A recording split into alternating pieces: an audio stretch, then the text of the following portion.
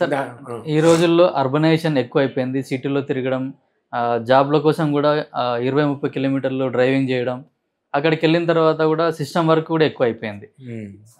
ఇవన్నీ ప్రభావం ఎక్కువగా వెన్నుపూస మీద పడుతుంది గదా సార్. Fantastic question. ఎట్లాంటి జాగ్రత్తలు తీసుకోవాలి? ఇప్పుడు డ్రైవింగ్ చేసేవాళ్ళు గానీ, సాఫ్ట్‌వేర్ కంపెనీస్ అనుకోండి, ఆఫీస్‌లలో కొందరు 5 అవర్స్, 6 అవర్స్ గూడా స్టాటిక్‌గా అట్లాగే కూర్చుంటున్నారు. దాంతోటి వెన్నుపూస మీద ఎక్కువ స్ట్రెయిన్ పడుతుంది గదా! అట్లాంటి వాళ్ళు అంటే ఎన్ని గంటలకు ఒకసారి రెస్ట్ తీసుకోవాలి? దీంతోటి వచ్చే మెయిన్ ప్రాబ్లమ్స్ ఏంటి? థ్యాంక్ యూ కిరణ్ గారు. This is a beautiful question and I been waiting for you to ask this question అండి. ఓకే, సో ఇప్పుడు నేను ఒక వెయిట్ తీసుకున్నాను. Let us say I'm taking this ఒక ఫోనే ఉంది. దీన్ని ఎంతసేపు పట్టుకోగలను ఇట్లా నేను? Maybe I can hold it for half hour. ఎందుకు? దీన్ని పట్టుకోవడానికి నా ఫోర్ ఆర్మ్లో మజిల్స్ కానీ, నా ఆర్మ్లో మజిల్స్ కానీ, నా షోల్డర్లో ఉన్న మజిల్స్ కానీ, దాని స్ట్రెంత్ ప్రకారం నేను ఒక హాఫ్ అన్ అవర్ పట్టుకోగలను. నాకంటే ఈ మజిల్ చిన్నగా ఉన్నవాడు ప్రాబబ్లీ ఒక 10 మినిట్స్ ఏమో, ఒక చిన్న పిల్లవాడు 5 మినిట్స్ ఏమో, బాగా బల్కీ ఉన్నవాడు ఆర్నాల్డ్ లాంటి వాళ్ళైతే ఒక 2-3 అవర్స్ ఇంకెక్కువసేపు కూడా పట్టుకోవచ్చు. That depends upon the strength of the muscle. Strength of the muscle అంటే ఏంటి? మజిల్కి, ప్రతి మజిల్కి ఒక ఆరిజిన్, ఒక ఇన్సర్షన్ ఉంటుంది. ఆరిజిన్ అంటే ఏంటి? ఒక బోన్ నుంచి ఆరిజిన్, ఇక్కడ ఆరిజిన్ అయింది అనుకోండి, ఫర్ ఎగ్జాంపుల్ ఇక్కడ ఇన్సర్ట్ అయింది అనుకోండి, ఇది ఒక interface between the bone and the muscle. ఇది ఒక interface between the bone and the muscle. ఇవి స్ట్రెస్ రైజర్స్ అండి. మీకు బేస్మెంట్ మంచిగా ఉందనుకోండి, ఆ మజిల్ యాక్టివిటీ పెరిగి ఉంటుంది. సో సేమ్ సిచ్యువేషన్ ఇది. Head is one of the heaviest object. ఒక 20-25 kgs ఉంటుంది హెడ్. దీన్ని షోల్డర్ దాకా పట్టుకు దీన్ని మెయింటైన్ చేయడానికి కావాల్సింది నెక్ మజిల్స్ అండి. ఈ నెక్ మజిల్స్ స్ట్రాంగ్గా ఉండాలంటే దీని బోన్స్ స్ట్రాంగ్గా ఉండాలి. దీని బోన్స్ స్ట్రాంగ్గా ఉన్నాయంటే వైటమిన్ D3 లెవెల్స్, డెన్సిటీ అంటారు. Density is mass per unit volume. ఈ బోన్ డెన్సిటీ మీ ఏజ్కి పర్ఫెక్ట్గా ఉందా లేదా? డెన్సిటీ ఎలా పర్ఫెక్ట్ అంటే vitamin D3 levels, parathyroid hormone levels, calcium, phosphorus, magnesium, minerals అంటారు. మినరల్స్, విటమిన్ D3 అది కరెక్ట్ ప్రపోర్షనేట్గా తీసుకొని ఎక్సర్సైజ్ అనేది బ్యూటిఫుల్ థింగ్ అండి. That helps. ఎక్సర్సైజ్ చేస్తూ ఉంటే మజిల్ టోన్ పెరుగుతుంది. మజిల్ టోన్ పెరిగినప్పుడు ఇది పట్టుకుంటుంది. అది లేదు, మనం only we are running for what ever requirements, నేను పోస్ట్పోన్ చేసుకుంటా నేను నా వర్కౌట్ని అంటే ఇట్లాంటి ప్రాబ్లమ్స్. ఎందుకంటే నీ muscle will not be able to bear this head for long. ఈ తలని, ఈ మజిల్ ప్రాబబ్లీ ఒక 4 hours బేర్ చేయాలి. అంతకంటే తర్వాత పెయిన్ స్టార్ట్ అవుతుంది. అప్పుడు నీకు సపోర్ట్ తీసుకోవాలి. ఆ పెయిన్ తగ్గాలంటే ఒక కాలర్ పెట్టుకోవాలి. సాఫ్ట్ సర్వైకల్ కాలరో, హార్డ్ సర్వైకల్. అదేం చేస్తుంది? తల బయటిని డైరెక్ట్ తీసుకొని షోల్డర్ మీద పెడుతుంది. అప్పుడు ఇదంతా నెక్ బైపాస్ ఎక్కడ పడుతుంది? ఎఫెక్ట్ నడుము మీద పడుతుంది. ఈ నడుము కూడా ఇష్యూస్ వస్తాయి. ఓవరాల్గా ఎప్పుడైనా కానీ ఒక ఇష్యూ, ఒక పెయిన్ వస్తుందంటే కాజ్ ఆఫ్ పెయిన్ తెలుసుకొని దాన్ని ఎరాడికేట్ చేయాలి. జస్ట్ పెయిన్ కిల్లర్ తీసుకున్నాడు ఇది కాదు. సరే, ఇప్పుడు భాగ్దౌడ్కి జిందగీలో ఇప్పుడు ఇట్లా రపారప్ పోవాలి, అన్నీ చేసుకోవాలి అన్నప్పుడు ఎంతో అంత బ్యాలెన్స్ చేసుకోవాలి. వర్క్ లైఫ్, పర్సనల్ లైఫ్ని బ్యాలెన్స్ చేసుకోవాలి.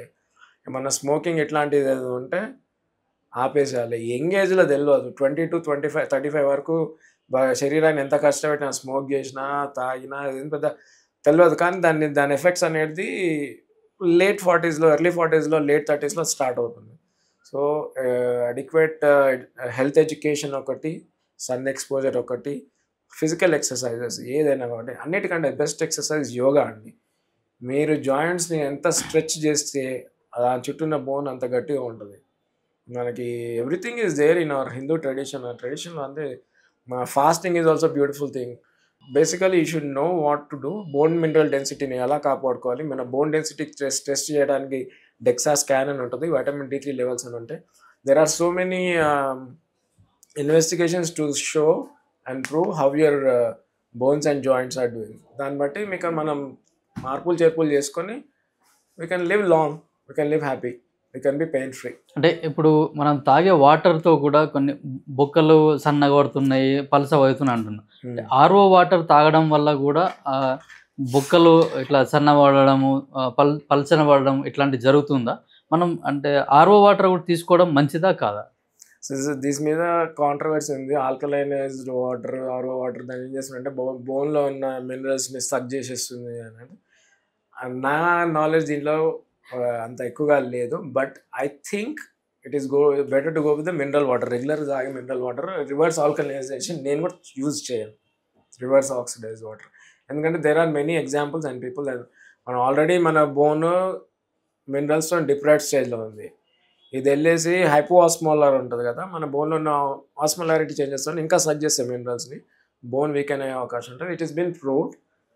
అంతా తాగాల్సిన అవసరం లేదు. మన బాడీలో ఇమ్యూనిటీ కూడా ఉంటుంది కదా, మీకు కొంచెం మైక్రోబ్స్ వచ్చినా మీరు తీసుకునే వాటర్లో మీ state of mind determines your immunity. If you're really peaceful with you and if you're doing exercise, మీ బాడీలో ఇంకొక బెస్ట్ థింగ్ ఏంటంటే బ్రెత్ హోల్డింగ్ కెపాసిటీ పెంచుకోవచ్చు.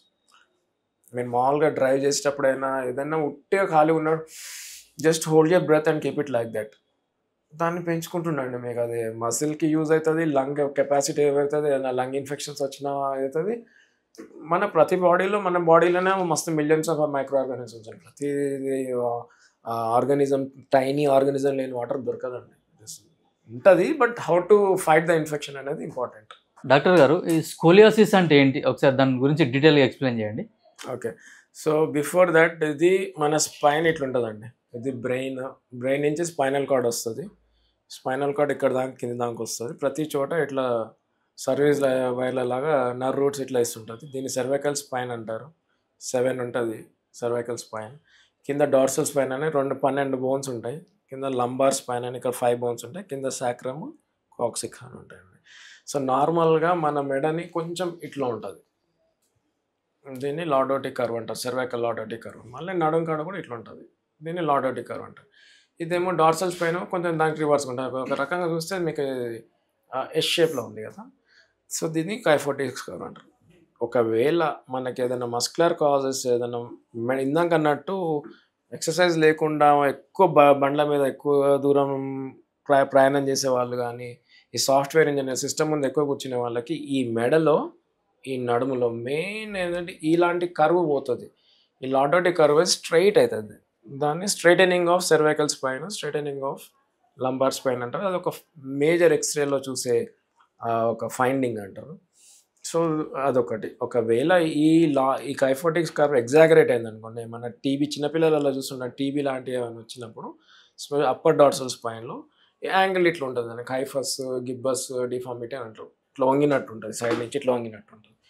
సో దానికి ఇమీడియట్గా అది ప్రాబ్లం కనిపెట్టినప్పుడు మనం ట్రీట్మెంట్ ఇస్తే మన టీబీ మెడికేషన్ అట్లా ఏమో సెటిల్ అయిపోతుంది.